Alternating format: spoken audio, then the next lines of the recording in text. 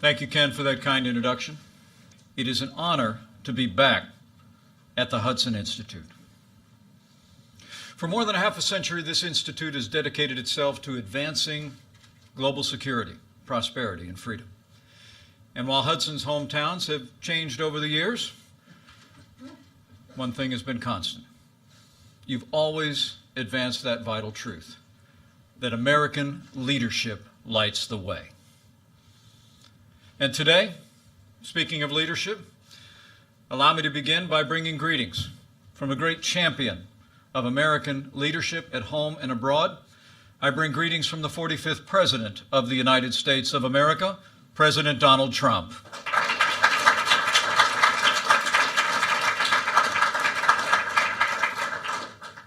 From early in this administration, President Trump has made our relationship with China and President Xi a priority. On April 6th of last year, President Trump welcomed President Xi to Mar-a-Lago. On November 8th of last year, President Trump traveled to Beijing, where China's leader welcomed him warmly. Over the course of the past 2 years, our president has forged a strong personal relationship with the President of the People's Republic of China, and they've worked closely on issues of common interest, most importantly, the denuclearization of the Korean Peninsula. But I come before you today because the American people deserve to know that as we speak, Beijing is employing a whole-of-government approach, using political, economic, and military tools as well as propaganda to advance its influence and benefit its interests in the United States. China is also applying this power in more proactive ways than ever before to exert influence and interfere in the domestic policy and politics of this country. Under President Trump's leadership, the United States has taken decisive action to respond to China with American action, applying the principles and the policies long advocated in these halls. In our national security strategy that the President released last December, he described a new era of great power competition. Foreign nations have begun to, as we wrote, reassert their influence regionally and globally. And they're contesting America's geopolitical advantages and trying, in essence, to change the international order in their favor. In this strategy, President Trump made clear that the United States of America has adopted a new approach to China. We seek a relationship grounded in fairness, reciprocity, and respect for sovereignty, and we have taken strong and swift action to achieve that goal. As the President said last year on his visit to China, in his words, we have an opportunity to strengthen the relationship between our two countries and improve the lives of our citizens. Our vision of the future is built on the best parts of our past, when America and China reached out to one another in a spirit of openness and friendship. When our young nation went searching in the wake of the Revolutionary War for new markets for our exports, the Chinese people welcomed American traders laden with ginseng and fur. When China suffered through indignities and exploitations during her so-called century of humiliation, America refused to join in and advocated the open door policy so that we could have freer trade with China and preserve their sovereignty. When American missionaries brought the good news to China's shores, they were moved by the rich culture of an ancient and vibrant people. And not only did they spread their faith, but those same missionaries founded some of China's first and finest universities. When the Second World War arose, we stood together as allies in the fight against imperialism. And in that war's aftermath, America ensured that China became a charter member of the United Nations and a great shaper of the post-war world. But soon after it took power in 1949, the Chinese Communist Party began to pursue authoritarian expansionism. It is remarkable to think that only 5 years after our nations had fought together, we fought each other in the mountains and valleys of the Korean Peninsula. My own father saw combat on that frontier of freedom. But not even the brutal Korean War could diminish our mutual desire to restore the ties that for so long had bound our peoples together. China's estrangement from the United States ended in 1972, and soon after we reestablished diplomatic relations. We began to open our economies to one another, and American universities began training a new generation of Chinese engineers, business leaders, scholars, and officials. After the fall of the Soviet Union, we assumed that a free China was inevitable. Heady with optimism at the turn of the 21st century, America agreed to give Beijing open access to our economy, and we brought China into the World Trade Organization.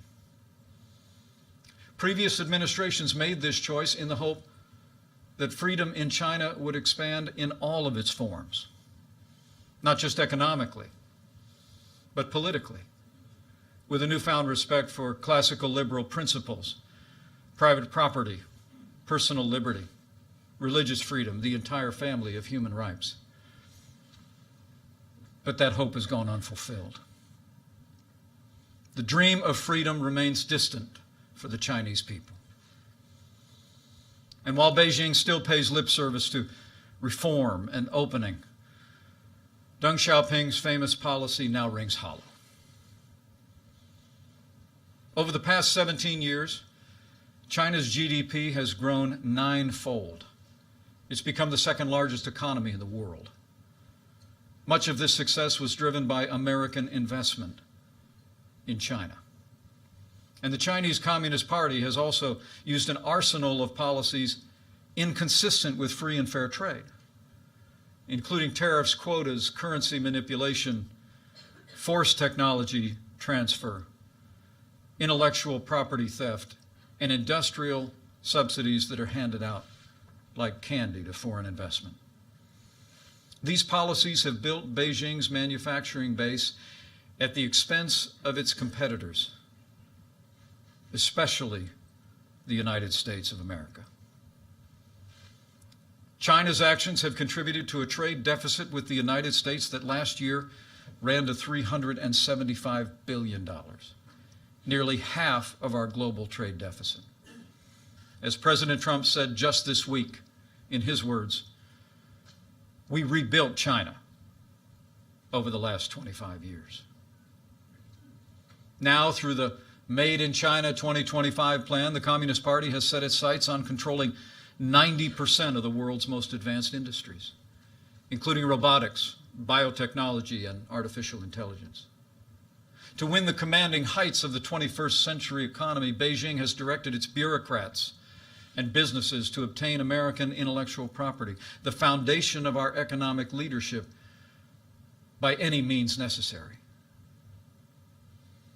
Beijing now requires many American businesses to hand over their trade secrets as the cost of doing business in China. It also coordinates and sponsors the acquisition of American firms to gain ownership of their creations. Worst of all, Chinese security agencies have masterminded the wholesale theft of American technology, including cutting-edge military blueprints. And using that stolen technology, the Chinese Communist Party is turning plowshares into swords on a massive scale. China now spends as much on its military as the rest of Asia combined. And Beijing has prioritized capabilities to erode America's military advantages on land, at sea, in the air, and in space. China wants nothing less than to push the United States of America from the Western Pacific and attempt to prevent us from coming to the aid of our allies. But they will fail. Beijing is also using its power like never before. Chinese ships routinely patrol around the Senkaku Islands, which are administered by Japan. And while China's leader stood in the Rose Garden at the White House in 2015 and said that his country had, and I quote, no intention to militarize the South China Sea. Today, Beijing has deployed advanced anti-ship and anti-air missiles atop an archipelago of military bases constructed on artificial islands. China's aggression was on display this week when a Chinese naval vessel came within 45 yards of the USS Decatur as it conducted freedom of navigation operations in the South China Sea, forcing our ship to quickly maneuver to avoid collision.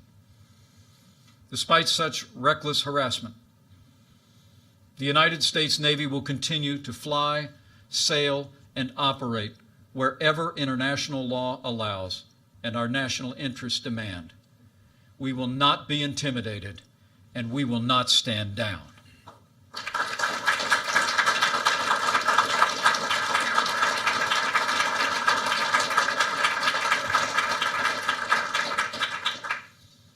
America had hoped that economic liberalization would bring China into a greater partnership with us and with the world. Instead, China has chosen economic aggression, which has in turn emboldened its growing military. Nor, as we had hoped, has Beijing moved toward greater freedom for its own people. For a time, Beijing inched toward greater liberty and respect for human rights. But in recent years, China has taken a sharp U-turn toward control and oppression of its own people. Today, China has built an unparalleled surveillance state, and it's growing more expansive and intrusive, often with the help of U.S. technology. What they call the Great Firewall of China likewise grows higher, drastically restricting the free flow of information to the Chinese people. And by 2020, China's rulers aim to implement an Orwellian system premised on controlling virtually every facet of human life, the so-called social credit score. In the words of that program's official blueprint, it will allow the trustworthy to roam everywhere under heaven while making it hard for the discredited to take a single step. And when it comes to religious freedom, a new wave of persecution is crashing down on Chinese Christians, Buddhists, and Muslims. Last month, Beijing shut down one of China's largest underground churches. Across the country, authorities are tearing down crosses, burning Bibles, and imprisoning believers. And Beijing has now reached a deal with the Vatican that gives the avowedly atheist Communist Party a direct role in appointing Catholic bishops. For China's Christians, these are desperate times. Beijing is also cracking down on Buddhism. Over the past decade, more than 150 Tibetan Buddhist monks have lit themselves on fire to protest China's repression of their beliefs and their culture. And in Xinjiang, the Communist Party has imprisoned as many as 1 million Muslim Uyghurs in government camps, where they endure round-the-clock brainwashing. Survivors of the camps have described their experience as a deliberate attempt by Beijing to strangle Uyghur culture and stamp out the Muslim faith. As history attests, though, a country that oppresses its own people rarely stops there. And Beijing also aims to extend its reach across the wider world. As Hudson's own Dr. Michael Pillsbury has written, China has opposed the actions and goals of the United States government. Indeed, China is building its own relationships with America's allies and enemies that contradict any peaceful or productive intentions of Beijing. In fact, China uses so-called debt diplomacy to expand its influence. Today, that country is offering hundreds of billions of dollars in infrastructure loans to governments from Asia to Africa to Europe and even Latin America. Yet the terms of those loans are opaque at best, and the benefits invariably flow overwhelmingly to Beijing. Just ask Sri Lanka, which took on a massive debt to let Chinese state companies build a port of questionable commercial value. 2 years ago, that country could no longer afford its payments, so Beijing pressured Sri Lanka to deliver the new port directly into Chinese hands. It may soon become a forward military base for China's growing blue water navy. Within our own hemisphere, Beijing has extended a lifeline to the corrupt and incompetent Maduro regime in Venezuela that's been oppressing its own people. They pledged $5 billion in questionable loans to be repaid with oil. China is also that country's single largest creditor, saddling the Venezuelan people with more than $50 billion in debt, even as their democracy vanishes. Beijing is also impacting some nations' politics by providing direct support to parties and candidates who promise to accommodate China's strategic objectives. Since last year alone, Chinese Communist Party has convinced 3 Latin American nations to sever ties with Taipei and recognize Beijing. These actions threaten the stability of the Taiwan Strait, and the United States of America condemns these actions. And while our administration will continue to respect our One China policy, as reflected in the 3 joint communiques and the Taiwan Relations Act, America will always believe that Taiwan's embrace of democracy shows a better path for all the Chinese people.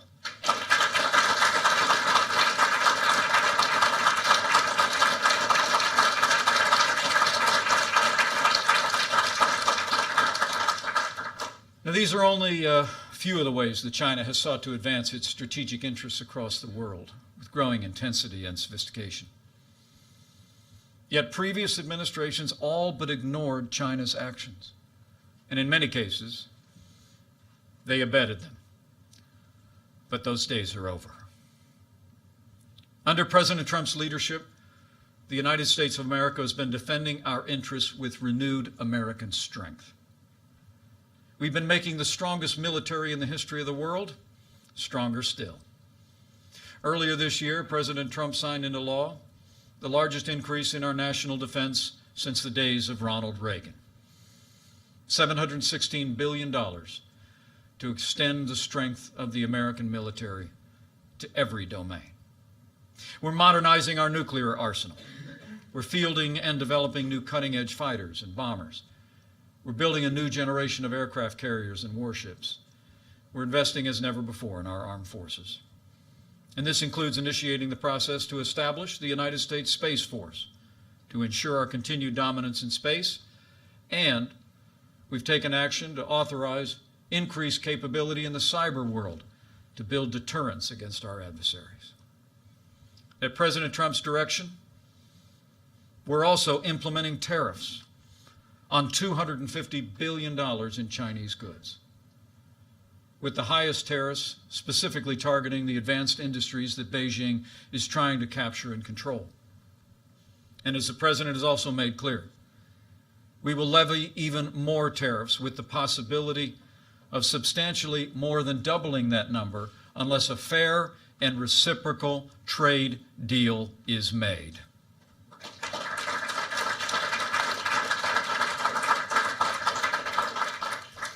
These actions, exercises in American strength, have had a major impact. China's largest stock exchange fell by 25% in the first 9 months of this year, in large part because our administration has been standing strong against Beijing's trade practices.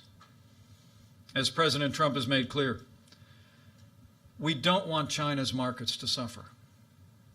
In fact, we want them to thrive. But the United States wants Beijing to pursue trade policies that are free, fair, and reciprocal, and we will continue to stand and demand that they do.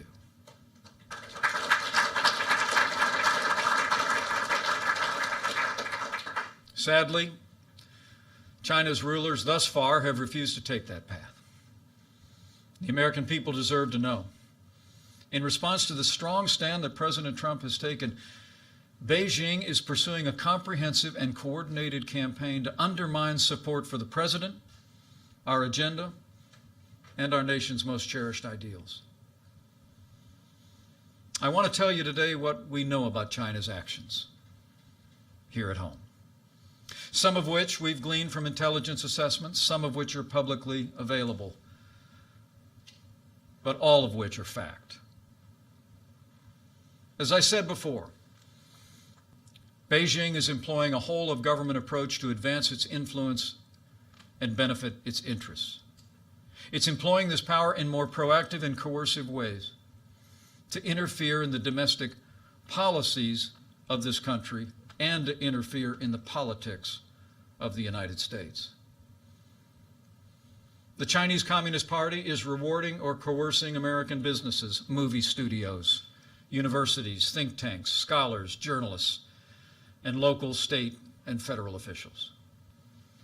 And worst of all, China has initiated an unprecedented effort to influence American public opinion, the 2018 elections, and the environment leading into the 2020 presidential elections. To put it bluntly, President Trump's leadership is working, and China wants a different American president.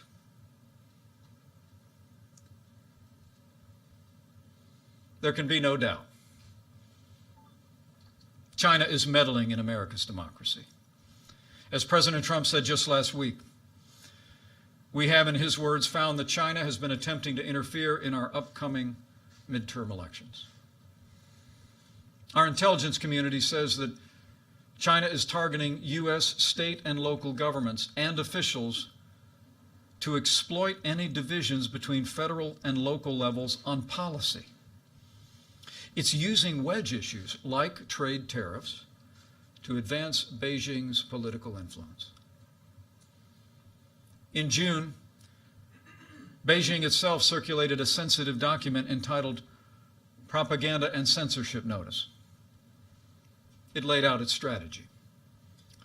It stated that China must, in their words, quote, strike accurately and carefully, splitting apart different domestic groups in the United States of America. To that end, Beijing has mobilized covert actors, front groups, and propaganda outlets to shift Americans' perception of Chinese policy. As a senior career member of our intelligence community told me just this week, what the Russians are doing pales in comparison to what China is doing across this country. And the American people deserve to know it. Senior Chinese officials have also tried to influence business leaders to encourage them to condemn our trade actions, leveraging their desire to maintain their operations in China. In one recent example, China threatened to deny a business license for a major U.S. corporation if they refused to speak out against our administration's policies. And when it comes to influencing the midterms, you need only look at Beijing's tariffs in response to ours. The tariffs imposed by China to date specifically targeted industries and states that would play an important role in the 2018 elections. By one estimate, more than 80% of U.S. counties targeted by China voted for President Trump and I in 2016. Now China wants to turn these voters against our administration. And China is also directly appealing to American voters. Last week, the Chinese government paid to have a multi-page supplement inserted into the Des Moines Register, the paper of record of the home state of our ambassador to China, and a pivotal state in 2018 and 2020. The supplement, designed to look like the news articles, cast our trade policies as reckless and harmful to Iowans. Fortunately, Americans aren't buying it. For example, American farmers are standing with this president and seeing real results from the strong stance that he's taken, including this week's U.S.-Mexico-Canada agreement, where we've substantially opened North American markets to U.S. products The USMCA is a great win for American farmers and American manufacturers.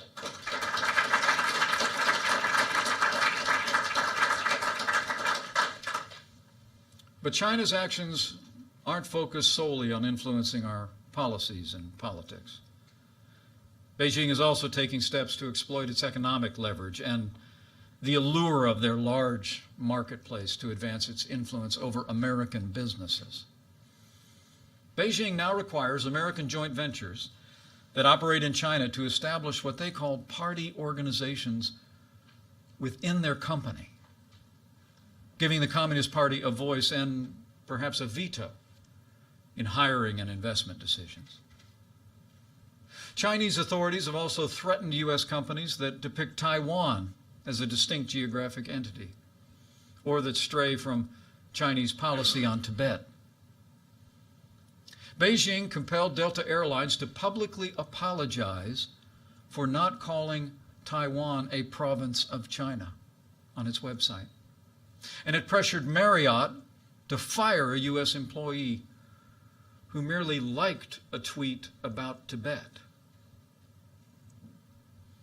And Beijing routinely demands that Hollywood portray China in a strictly positive light. It punishes studios and producers that don't. Beijing censors are quick to edit or outlaw movies that criticize China, even in minor ways. For the movie World War Z, they had to cut the script's mention of a virus because it originated in China. The movie Red Dawn was digitally edited to make the villains North Korean, not Chinese. But beyond business and entertainment, the Chinese Communist Party is also spending billions of dollars on propaganda outlets in the United States, and frankly, around the world.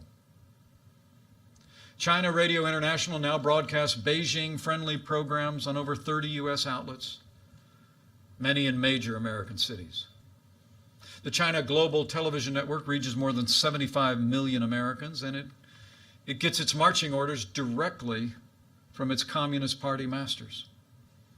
As China's top leader put it during a visit to the network's headquarters, and I quote, "The media run by the party and the government are propaganda fronts and must have the party as their surname." It's for those reasons and that reality that last month the Department of Justice ordered that network to register as a foreign agent. The Communist Party has also threatened and detained the Chinese family members of American journalists who pry too deep. And it's blocked the websites of U.S. media organizations and made it harder for our journalists to get visas. This happened after the New York Times published investigative reports about the wealth of some of China's leaders. But the media isn't the only place where the Chinese Communist Party seeks to foster a culture of censorship. The same is true across academia. I mean, look no further than the Chinese Students and Scholars Association, of which there are more than 150 branches across America's campuses. These groups help organize social events for some of the more than 430,000 Chinese nationals studying in the United States. They also alert Chinese consulates and embassies when Chinese students and American schools stray from the Communist Party line. At the University of Maryland, a Chinese student recently spoke at her graduation of what she called, and I quote, "the fresh air of free speech in America." The Communist Party's official newspaper swiftly chastised her. She became the victim of a firestorm of criticism on China's tightly controlled social media, and her family back home was harassed.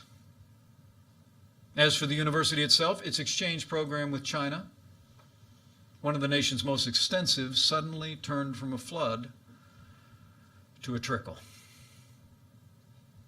China exerts academic pressure in other ways as well. Beijing provides generous funding to universities, think tanks, and scholars, with the understanding that they will avoid ideas that the Communist Party finds dangerous or offensive. China experts in particular know that their visas will be delayed or denied if their research contradicts Beijing's talking points. And even scholars and groups who avoid Chinese funding are targeted by that country, as the Hudson Institute found out firsthand. After you offered to host a speaker Beijing didn't like, your website suffered a major cyber attack originating from Shanghai. The Hudson Institute knows better than most that the Chinese Communist Party is trying to undermine academic freedom and the freedom of speech in America today. These and other actions taken as a whole constitute an intensifying effort to shift American public opinion and policy away from the American first leadership of President Donald Trump. But our message to China's rulers is this: this president will not back down.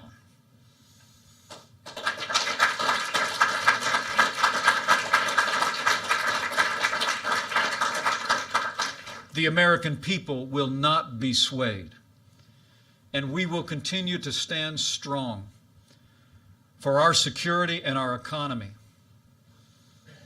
even as we hope for improved relations with Beijing. Our administration is going to continue to act decisively to protect America's interests, American jobs, and American security. As we rebuild our military, we will continue to assert American interests across the Indo-Pacific. As we respond to China's trade practices, we will continue to demand an economic relationship with China that is free, fair, and reciprocal. We will demand that Beijing break down its trade barriers, fulfill its obligations, fully open its economy, just as we have opened ours. We'll continue to take action against Beijing until the theft of American intellectual property ends once and for all.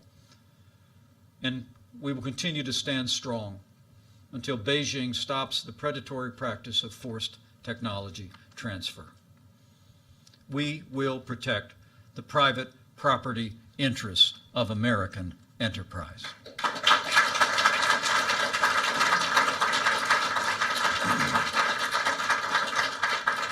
And to advance our vision of a free and open Indo-Pacific, we're building new and stronger bonds with nations that share our values across the region. From India to Samoa, our relationships will flow from a spirit of respect, built on partnership, not domination.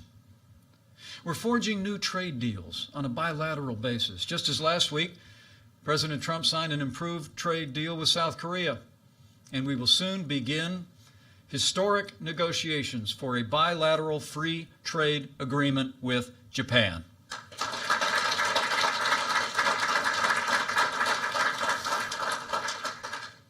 I'm also pleased to report that we're streamlining international development and finance programs.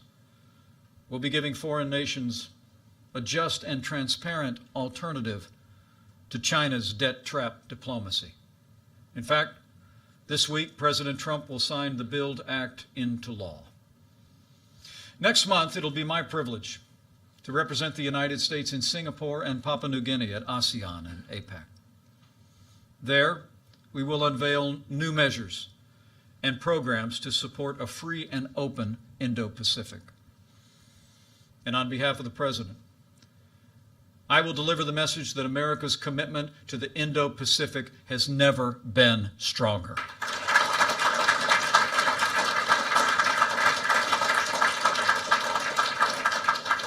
Closer to home, to protect our interests, we recently strengthened CFIUS, the Committee on Foreign Investment, heightening our scrutiny of Chinese investment in America to protect our national security from Beijing's predatory actions. When it comes to Beijing's malign influence and interference in American politics and policy, we will continue to expose it. no matter the form it takes. We will work with leaders at every level of society to defend our national interests and our most cherished ideals. The American people will play the decisive role. In fact, they already are. As we gather here, a new consensus on China is rising across America. More business leaders are thinking beyond the next quarter and thinking twice before diving in to the Chinese market if it means turning over their intellectual property or abetting Beijing's oppression. But more must follow suit. For example, Google should immediately end development of the Dragonfly app that will strengthen the Communist Party's censorship and compromise the privacy of Chinese customers.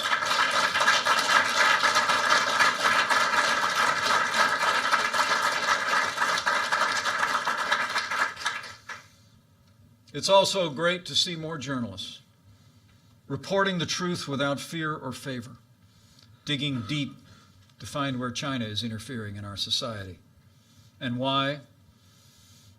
And we hope that American and global news organizations will continue to join this effort on an increasing basis. More scholars are also speaking out forcefully and defending academic freedom, and more universities and think tanks are mustering the courage to turn away Beijing's easy money, recognizing that every dollar comes with a corresponding demand. And across the nation, the American people are growing in vigilance, with a newfound appreciation for our administration's actions and the President's leadership to reset America's economic and strategic relationship with China. Americans stand strong behind a president that's putting America first. And under President Trump's leadership, I can assure you, America will stay the course. China should know that the American people and their elected officials in both parties are resolved. As our national security strategy states, we should remember that competition does not always mean hostility. The President's made clear we want a constructive relationship with Beijing, where our prosperity and security grow together, not apart. While Beijing has been moving further away from this vision, China's rulers can still change course and return to the spirit of reform and opening that characterize the beginning of this relationship decades ago. The American people want nothing more, and the Chinese people deserve nothing less. The great Chinese storyteller, Lu Xun, often lamented that his country, and he wrote, has either looked down at foreigners as brutes or up to them as saints, but never as equals. Today, America is reaching out our hand to China. And we hope that soon Beijing will reach back with deeds, not words, and with renewed respect for America. But be assured, we will not relent until our relationship with China is grounded in fairness, reciprocity, and respect for our sovereignty.